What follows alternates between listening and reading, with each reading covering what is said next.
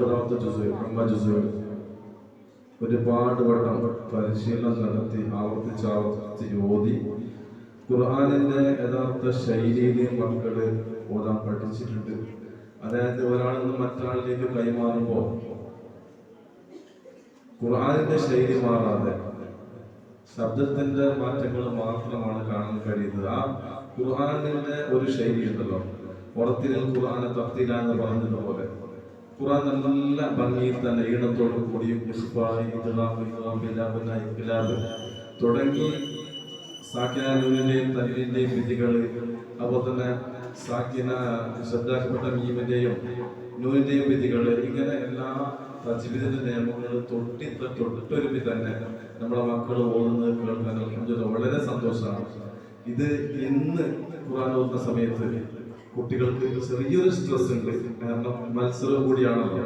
നല്ല നല്ല സമ്മാനങ്ങൾ നൽകുന്ന വളരെ വാശിയേറിയ മത്സരമാണ്. ഈ മത്സരത്തിന്റെ ആദ്യ റൗണ്ടാണ് യാസീന്റെ പൂർത്തിയായത്. ഇതിൽ ഇൻഷാ അല്ലാഹ് സെക്കൻഡ് റൗണ്ടിലേക്ക് ആരെല്ലാം എത്തിയിട്ടുണ്ട് എന്ന് നമുക്ക് നോക്കാം. ഇതെന്തായാലും എന്റെ ഉമ്മമാർ കുറച്ച് സമയം ഇവിടെ ചെലവഴിച്ചാൽ നമ്മളെ മക്കളോട് കൂടി അൽഹംദുലില്ലാഹ് റമദാന് ഇന്ന് 27 പൂർത്തിയാകുമ്പോൾ അതിൽ 26 ദിവസവും ഖുർആൻ ക്ലാസ് എടുത്തിട്ടുണ്ട്. 26 ക്ലാസ്സുകളിൽ അൽഹംദുലില്ലാഹ് നമ്മുടെ മക്കള് രാവിലെ 6:30 മണി തന്നെ എല്ലാ വിദ്യാർത്ഥികളും ഇവിടെ എത്തിയിട്ടുണ്ട്.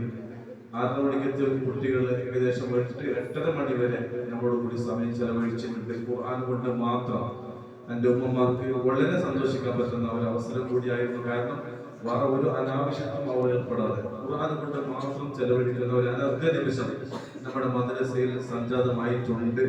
അത് നമ്മുടെ വലിയൊരു ഭാഗ്യമാണ്. മക്കളിൽ കൂടെ കഴിഞ്ഞത് ഞാൻ ഓർമ്മപ്പെടുത്തുന്നു. ഈ 27 ദിവസങ്ങളിൽ 26 ക്ലാസ് കഴിഞ്ഞ് കിടക്കുമ്പോൾ നമ്മുടെ പൊന്നാമന മക്കൾ മദ്രസയിൽ ഇരുന്ന് ഏറ്റവും വലിയൊരു വിജയമാണ്. 8 ഖത്മ പൂർത്തിയാക്കിയിട്ടുണ്ട്. വലിയ വിജയമാണ്. 8 ഖത്മ നമ്മളെ മക്കളുടെ പൂർത്തിയാക്കാന്ന് വെച്ചാൽ ആദ്യം ഇങ്ങനെ ഖുർആൻ ഓതുന്ന സമയത്ത് ഉസ്താദന്മാരാകുന്ന ഇടയിൽ കൂടി നടക്കും. ആ നടക്കുമ്പോൾ കുട്ടികൾക്ക് ഓത്തിൽ വല്ല തെറ്റും ഉണ്ട് എന്ന് തോന്നുമ്പോൾ അവിടെ എഴുന്നേറ്റ് നിൽക്കും. അവരെ ചോദിക്കും എന്താണ് ഇവിടെ എങ്ങനെ ഉസ്താദ് ഓതുന്നത് ചോദിക്കും. നമ്മൾ അത് പറഞ്ഞോളൂ. അങ്ങനെ തെറ്റില്ലാത്ത രൂപത്തിൽ നമ്മളെ മക്കൾ 8 ഖത്മ പൂർത്തിയാക്കിയിട്ടുണ്ട്. നമ്മളെ വീട്ടിലിരുന്നാൽ ഒരു ഖത്മ പോലും നമ്മളെ മക്കൾക്ക് ഓതി പൂർത്തിയാക്കാൻ കഴിയില്ല. അതല്ലാതെ രാവിലെ സുബഹിസ്കരിച്ച് കടന്ന് 10 മണി വരെ പറഞ്ഞു സ്കൂളും കൂടിയില്ല. ഈ സമയത്ത് ഖുർആനുമായിട്ട് അവരെ ജോലിയാക്കാൻ കഴിഞ്ഞതിൽ വളരെ ഏറെ സന്തുഷ്ടരാണ് ഉസ്താദന്മാരാകുന്ന ഞങ്ങൾ.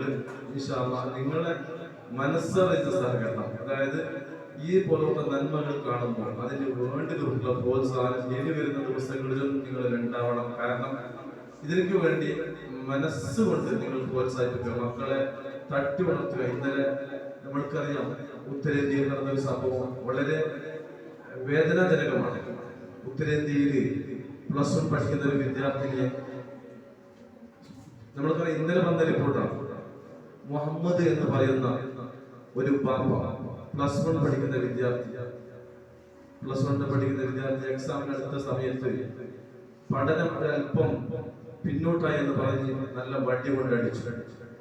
ചാട്ടവാറ കൊണ്ട് അടിച്ചപ്പോൾ കുട്ടിക്ക് സാരമായി പരിക്കേറ്റു. കുട്ടിന്റെ ആന്തരിക അവയവത്തിൽ രക്തസ്രാവം ഉണ്ടായി. കുട്ടി മരിച്ചുപോയി. +1 പഠിക്കുന്ന കുട്ടി മരിച്ചുപോയി.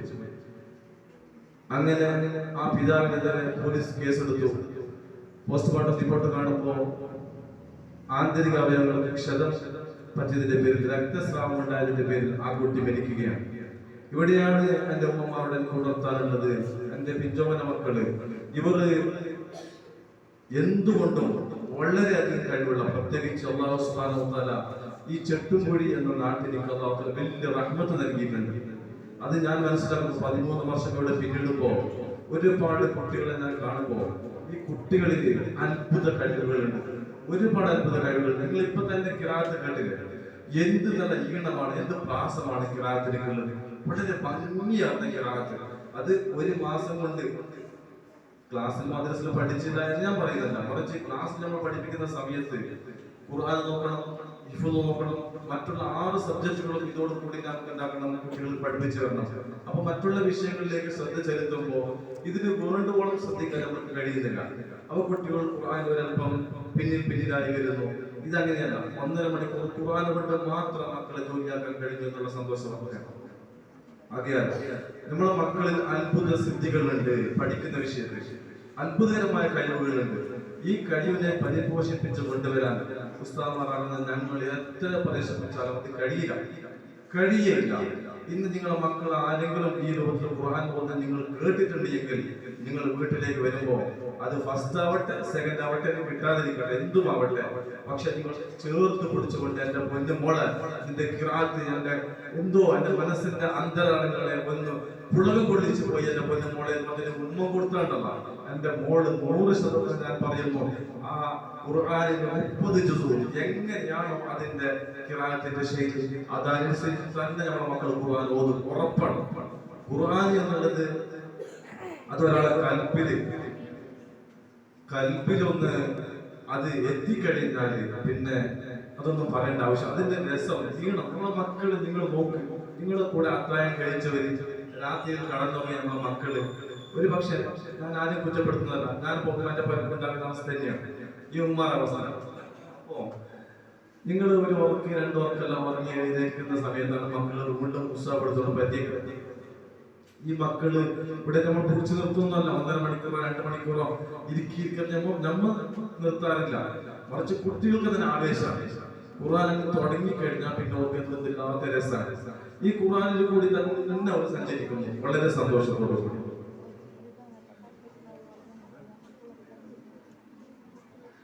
ഞാൻ റിസൾട്ട് ആക്കുന്ന സമയത്ത് അല്പം സംസാരിച്ചത് മാത്രം. ഓരോ റിസൾട്ട് ആക്കുന്നതിന്റെ ഇടയിലും ഞാൻ അല്ലെങ്കിൽ തങ്ങളോ മനസ്സിലോ ആയിട്ട് ഇങ്ങനെ നിങ്ങൾക്ക് ബോറടിക്കാതിരിക്കാൻ വേണ്ടി എപ്പോഴും ഞങ്ങൾ ഇങ്ങനെ ഇതുമായിട്ട് ബന്ധപ്പെടുന്നുണ്ട്. ഒരു ദിവസം 30 മാറ്റങ്ങളുടെ സാന്നിധ്യം ഈ ഖിറാഅത്ത് കഴിയുന്നത് വരെ എത്ര തിരക്കുണ്ടായാലും നമ്മുടെ മക്കൾക്ക് ഒരു ആവേശമാവാൻ വേണ്ടി ഉസ്താദുമാരാകുന്ന ഞങ്ങൾ എത്ര ശ്രമിച്ചാലും മക്കൾക്ക് ആവേശം ഉണ്ടാവില്ല. എന്റെ ഖിറാഅത്ത് എന്റെ ഉമ്മ കേൾക്കുന്നെന്ന് പറയുമ്പോ ആ പൊന്നമ്മളെ മനസ്സിന് ഉണ്ടാകുന്ന സന്തോഷം ഉണ്ടല്ലോ, അത് പറഞ്ഞറിയിക്കുന്നതിലപ്പുറമാണ്. അങ്ങനെ ഓടുന്ന സമയത്ത് ചിലപ്പോൾ നമ്മളെ മക്കൾ മൈക്ക് കയ്യിൽ പിടിച്ച് നല്ലോണം എക്സ്പീരിയൻസ് ആയിട്ടുണ്ട്. എന്നാൽ പോലും മത്സരമല്ലേ എന്ന് ചിന്തിച്ച് ഒരല്പം എന്താകാറുണ്ട്, സ്ട്രെസ് സംഭവിക്കുമ്പോ ചില സ്ഥലത്തെല്ലാം ഖിറാഅത്തിൽ ചില അപവാദങ്ങൾ വരുന്നുണ്ട്. നമ്മളെ മക്കളെ തിരുത്തുമെന്നുള്ള ഒരു ശുഭപ്രതീക്ഷ ഉണ്ട്. നല്ല റിസൾട്ട് ഉണ്ടാക്കാൻ കഴിയും. ഇത് നമ്മുടെ മക്കളെ ഭാവിയിൽ നിർണ്ണയിക്കുന്ന നിങ്ങളുടെ നാട്ടുകാരനാകുന്ന പുസ്തകം എല്ലാം ആകുന്ന ഖിറാഅത്ത് കൊണ്ടും കഴിവ് കൊണ്ടും തുല്യതയില്ലാത്ത നാട്ടിലേക്ക് അഭിമാനമായ നമ്മുടെ നിജുസ്താദവർകൾ ഈ ഖിറാഅത്തിനെ സംബന്ധിച്ച് നമുക്ക് നിരൂപണം നൽകും. അതെല്ലാം കേട്ടിട്ട് തന്നെ പോകണം. ഒരുപാട് ആളുകൾ പ്രതീക്ഷിച്ചിരുന്നു. ഞാൻ പള്ളിയിൽ പറഞ്ഞു എല്ലാവരും വരണം. നമ്മുടെ മദ്രസിന്റെ കുട്ടികളുടെ നിലവാരം മനസ്സിലാക്കാൻ കുഞ്ഞുങ്ങളെല്ലാം വരണമെന്ന് ഞാൻ പറഞ്ഞിരുന്നു. പക്ഷെ കുറച്ചു മാത്രം സന്തോഷം ഇത് വരുമെന്ന് ഞാൻ വിചാരിക്കുന്നു. എന്റെ വന്നവര് ഈ പരിപാടി കഴിയുന്നവരെ ഇവിടുന്ന് പോകാൻ പാടില്ല. ഫസ്റ്റ് റൗണ്ട് യാസിന്റെ കഴിഞ്ഞു. ഏകദേശം 7ഓളം കുട്ടികൾ സെക്കൻഡ് റൗണ്ടിലേക്ക് സെലക്ട് ചെയ്യപ്പെട്ടിട്ടുണ്ട്. ആ കുട്ടികളെ നമ്പർ ഔട്ട് ചെയ്യുകയാണ്.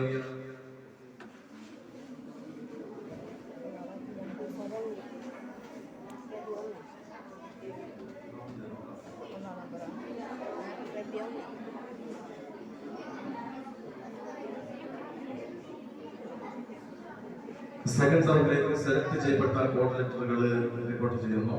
Code letter 1, code letter 3, code letter 14. ആ കുട്ടികൾ നിൽക്കുക. Code letter 14, code letter 18, code letter 20, 23,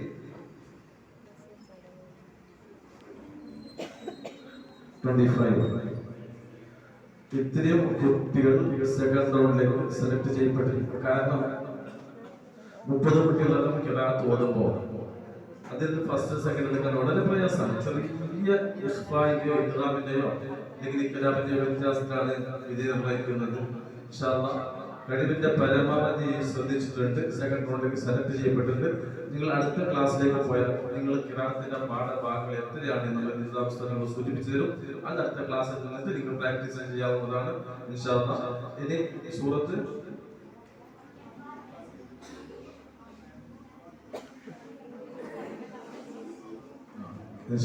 ഇനി വാഖിയ സൂറത്തിന്റെ പാരായണ മത്സരമാണ് ഇവിടെ നടക്കുന്നത്.